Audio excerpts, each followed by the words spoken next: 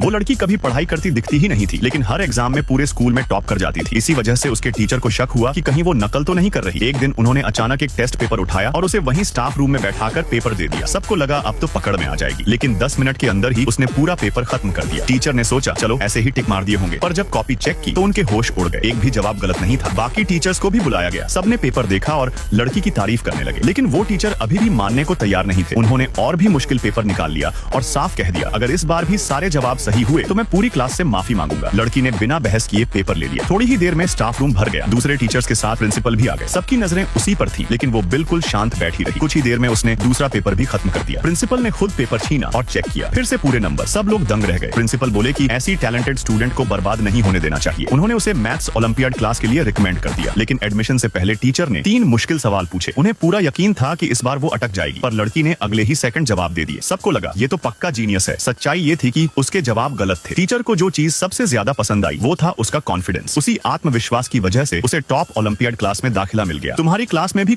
एक गरीब लड़की एक बड़े शो की ऑडिशन देने पहुंची। उसे बिल्कुल अंदाजा नहीं था कि जजों में उसकी अपनी माँ भी बैठी होगी। वही माँ जिसने उसे बचपन में छोड़ दिया था। कई साल पहले उसकी माँ ने अपने करियर और पैसे के लिए उसे अकेला छोड़ दिया था। अब वह एक अमीर और मशहूर औरत बन चुकी थी। जब उसकी नजर उस लड़की पर पड़ी तो उसने अनजान बनने का नाटक किया। वह नहीं चाहती थी कि लड़की को कोई मौका मिले, क्योंकि उसे डर था कि अगर सच सामने आ गया तो लोग उसकी सच्चाई जान जाएंगे। उसने साफ कह दिया कि लड़की में कुछ खास नहीं है और इंटरव्यू आगे बढ़ाने का कोई मतलब नहीं। माँ के मुंह से ये शब्द सुनकर लड़की का दिल टूट गया, लेकिन उसने हार नहीं मानी। उसने ठान लिया कि आज वह अपना टैलेंट साबित करके रहेगी। उसे जो किरदार मिला वह था एक अंधी लड़की का। इस रोल के लिए वह पहले ही घर पर कई बार अभ्यास कर चुकी थी, इसलिए उसे भरोसा था कि वह अच्छा करेगी। जैसे ही उसने एक्टिंग शुरू की, बाकी जज उसकी परफॉर्मेंस से प्रभावित हो गए और उसे अच्छे अंक दिए, लेकिन उसकी माँ को यह बिल्कुल पसंद नहीं आया। अचानक उसने एक गिलास उठाकर लड़की की तरफ फेंक दिया। लड़की सहज प्रतिक्रिया में थोड़ा सा झुकी ताकि कांच से बच सके। बस उसकी माँ को यही मौका चाहिए था। उसने तुरंत कह दिया कि अगर वह सच में अंधी का रोल कर रही होती तो ऐसे नहीं बचती, इसलिए उसमें असली टैलेंट नहीं है। तभी एक दूसरे जज से रहा नहीं गया। उसने कहा कि क्यों ना इस महिला की अपनी बेटी भी स्टेज पर आकर वही एक्ट करे। जब दोनों लड़कियां मंच पर थीं, अचानक तेज लाइट्स जला दी गई। महिला की बेटी ने तुरंत अपनी आंखों पर हाथ रख लिया, जबकि गरीब लड़की बिना घबराए अपना अभिनय जारी रखे रही। अब सबको साफ दिख गया